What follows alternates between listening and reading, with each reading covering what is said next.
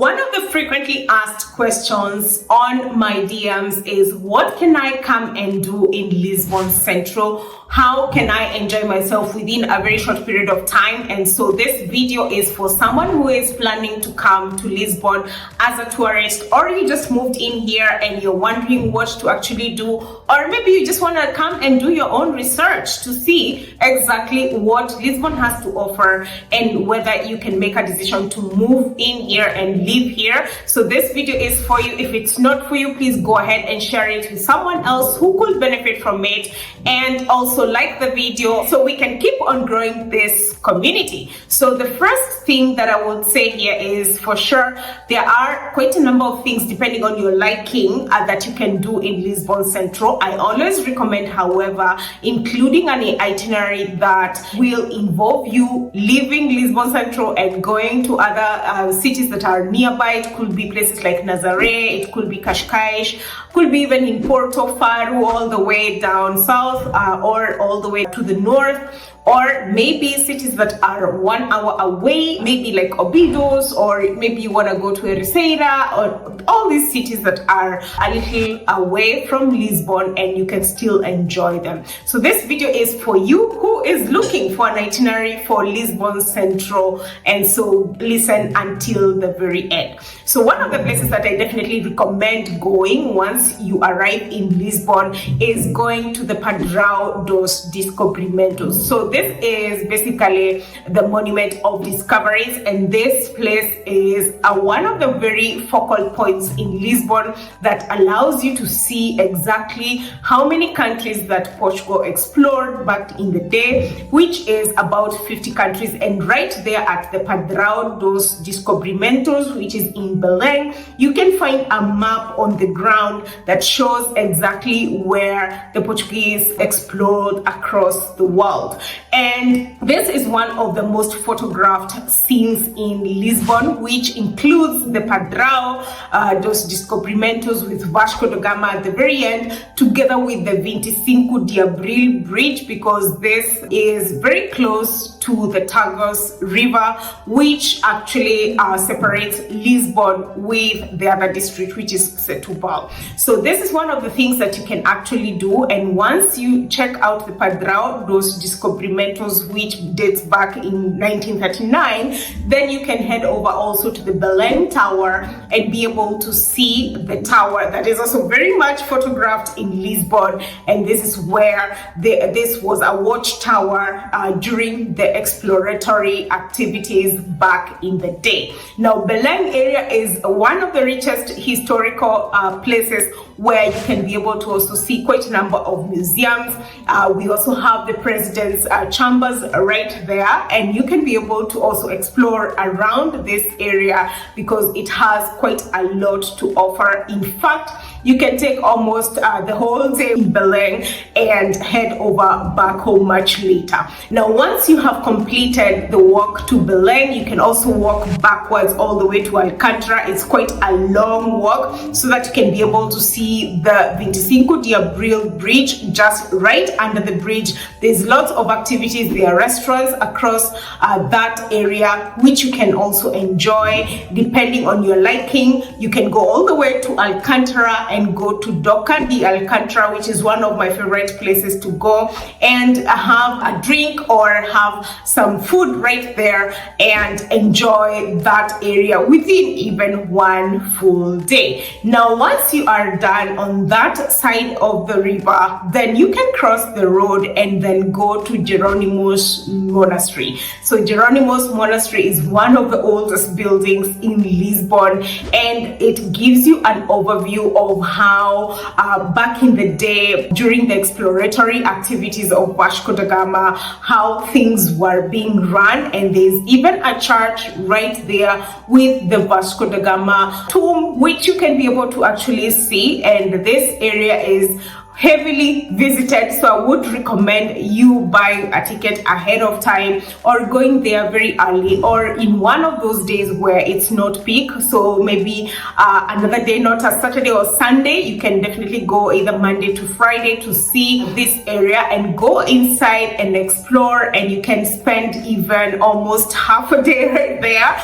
And once again, once you complete the Geronimo's Monastery, right close to Geronimo's Monastery is one of the most famous pastry shops, which is Pastéis de Belém. And Pastéis de Belém is said to date back in 1834 or 1837, depending on which history book you read actually. And this is one of the most important pastry shops in Portugal that sells the custard tarts, or the egg tarts if you may. And these tarts are said to be the original recipes, whereby apparently the story goes that the monks used to wash their clothes with egg whites. Don't ask me this story because I have also read about it.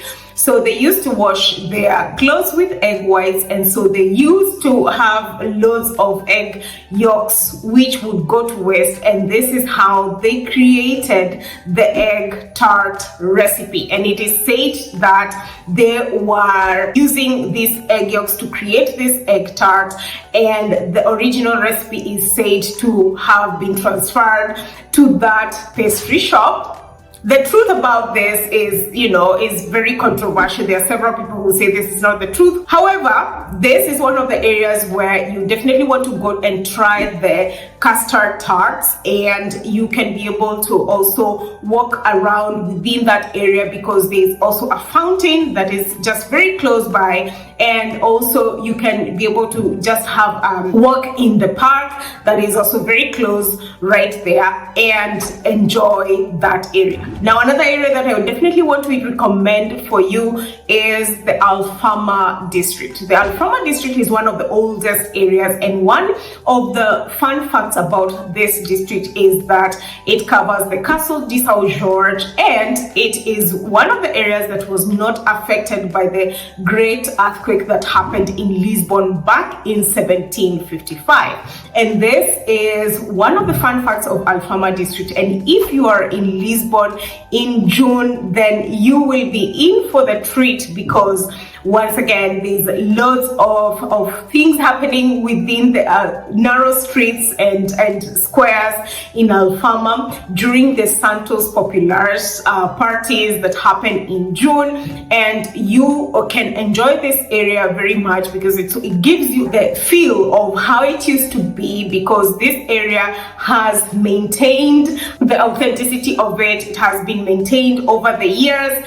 The houses, the red tiles on the rooftops, and really it is very important to see this area because it gives you a feel of how back in the day it was and how it has been preserved to date. And Alfama is very, very, very bustling with activity during the month of June, and you can also enjoy some nice restaurants there that play fado. So fado is one of the Portuguese music that you want to listen to when you come to Lisbon, and it is very heavily played in several restaurants that I have seen in Alfama myself, so you can be able to also get to check that out. And you can walk around Alfama and then go all the way down to Santa Apollonia, where there is the dock where ships actually dock, and you can be able to walk on that riverfront once again to be able to see Lisbon at a different angle. Now, another place that I definitely want to recommend is Avenida de Liberdade, which is basically neither here nor there because it's just a shopping district. However, if you begin this walk right at the top of the hill from Marques Pombal, then you can be able to see Lisbon at an aerial view, a little bit of an aerial view. And once you're there, you can be able to walk all the way down Avenida de Liberdade and get to the Rocio Square. It's a long walk down, however, it's a nice walk, honestly speaking. And during the month of, for instance, Christmas, you can be able to walk down, and it's quite beautiful with the decorations and all these kind of things. And then you can get to Rocio Square, and Rocio Square usually has loads of activities in terms of small markets happening during Christmas. There's Christmas markets also happening within that area, and it is one of the areas that is also very important to actually just go and have a feel of. There's lots of shops or eateries that you can enjoy as well. And then from Rocio Square, then you can walk into Rua Augusta, and Rua Augusta is is one of those touristic streets which has eateries, has shops, and so on and so forth. This is typical to pretty much every European city that you will go to. There is always the central street where you can walk into and shop or eat. And this is one of the streets that you can do exactly that. And it's quite crowded sometimes during the summer months. So this is one of the places that you can go and enjoy and maybe take a photo. And one fun fact is that you can go all the way to Rua Augusta Arc. So the arc at the very end of that street that leads to Praça Comercio, there is a way you can go up and be able to see the aerial view of Lisbon, be able to see Praça Comercio as well as the rest of Lisbon.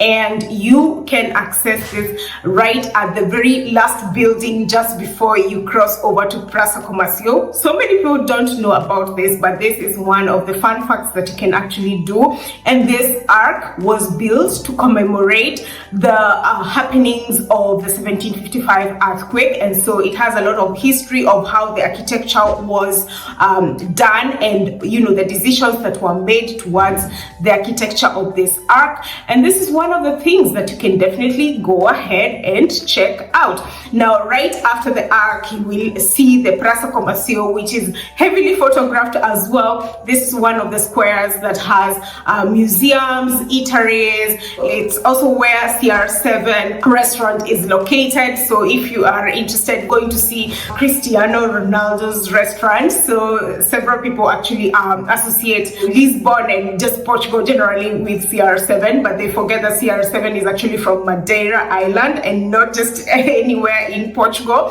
So however, you can be able to check out that square, and that square is just adjacent once again to the Tagus River, which is again a riverfront that you can also have a walk around there all the way to the very end and go and check out Cais Sodré area and so on and so forth. Now, another place that I definitely want to recommend that is away from the whole central point is in Orient, which is the Vasco da Gama Bridge. So now you want to take a metro all the way to Orient, get off Orient, and then walk into the Vasco da Gama Mall and walk outside where you'll find flags as well as other buildings where several activities happen, events in, for instance, the Mayo Arena, where there are several concerts and events that happen there, as well as Phil, where things like Web Summit happen there. And then you can walk once again along the river, and there are several eateries there, and right after the eateries you can walk all the way to the Vasco da Gama Bridge, which is known to be as the longest suspension bridge in the European Union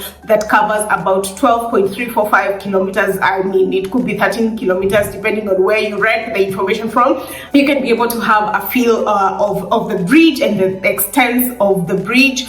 And this area is quite nice because it's not usually super crowded, but depends on which day you actually go. Once again, please don't go on a weekend because there's gonna be a lot of people. But this is one of the fantastic areas that you can actually go and see that is away from Lisbon Central. Now, once you are done with that, what I would recommend is, if you are into seeing the nightlife of Lisbon, then you can head over to places like Bairro Alto, which I don't recommend myself. It's not one of my recommended places because there's lots of people there at night, and Lisbon never sleeps, as they say. So we have places like Bairro Alto, we have places like Pink Street, we have other areas within Cais Sodré, pretty much anywhere else that you might find a rooftop or one of your likings. Then these are places that you can check out. Then you see what you want to do in the night. There are several activities that you can also find online on websites like Meetup in Lisbon, and you can check out any one of those activities that you would wish to do and get involved. Now, what I would recommend, once again, like I said, is leaving Lisbon and going to other cities. For instance, in Cascais, you can go to Setúbal, you can go to places like Ericeira, to Nazaré, Obidos. So you can decide to go to the north in Porto, or in the south in the Algarve, or pretty much just stick around the city center if you have very few days to actually check out the city. But this would be maybe like a 2 to 3 to the most 4-day itinerary, and you will have covered pretty much everything within Lisbon. Now, I do hope that this video has helped you to an extent. Once again, please go ahead and interact with me on the comment section, and I'll be more than happy to answer any questions that you might have. I hope that you enjoy your stay in Lisbon, and especially right now when it's summer, it's quite interesting to actually come and visit and see the city. So I would recommend coming during spring when there's not so many people. So sometimes from March, end of March thereabout, all the way to June, and you can be able to see several things. You can also come during the winter months. Honestly speaking, I think January is the only extremely cold month, but nowadays it's even difficult to know anyways. So plan your trip ahead of time and be able to see what exactly interests you. I hope this video has helped you, and until next time, like this video, go ahead and check out the links I leave down on the description below to see exactly what you would be interested in terms of things to do in Lisbon. And until next time, have a good one. Bye.